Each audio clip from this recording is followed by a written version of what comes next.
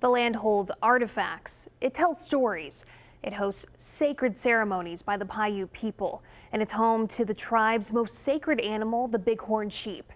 It's the air over the land that Nellis needs, and they say it's critical airspace to test weapons and jets to protect the entire country. The Paiutes are fighting for the land, Nellis for the air, so they're stuck in the middle. And so this is what our culture is about, is what we're leaving behind, and we're not being able to protect these areas. Greg Anderson grew up on the Moapa Band of Paiutes reservation. But this is one of the areas that our old people were here grinding mesquite beans, screw beans, corn. The tribe has a strong connection to the land and wildlife. Greg wants to preserve the past, so the tribe has a future. We're losing everything as it is. Our culture's taking off. So is Nellis.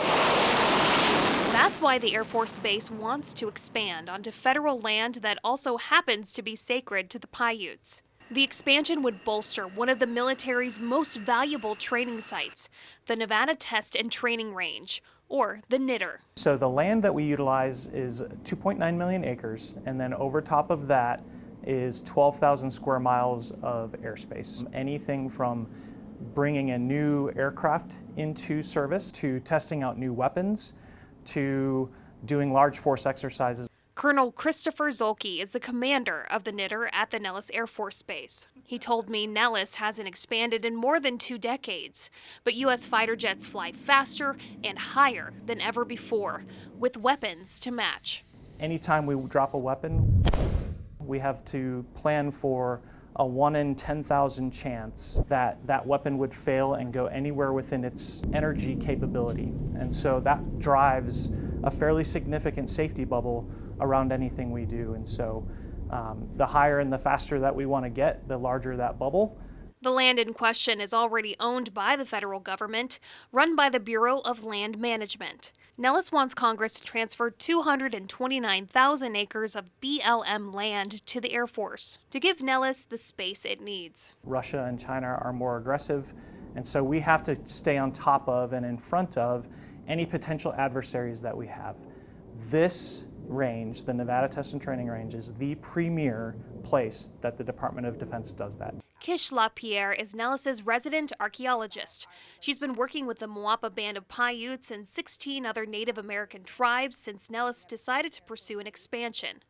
Tribes are concerned about the conservation of artifacts, sacred areas where ceremonies are performed, and wildlife. But LaPierre says these areas and wildlife will be better protected under the careful watch of the military. These resources are protected because we control all access out there. Everybody stays on a maintained road, and the place is under watch. When the Nellis Air Force Base say they're protecting these culture-sensitive areas is bullcrap to me. The tribes will still have access to the lands under federal law.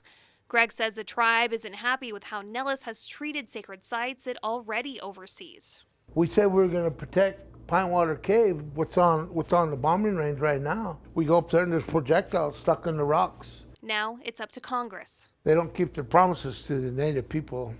It's up to Congress to decide whether to grant the Air Force all, some, or none of this land. The issue is expected to go before members of Congress in May of 2020. And you can learn more about the possible expansion by heading to our website, fox5vegas.com. Cassie Mulnerick, Fox 5 News, Local, Las Vegas.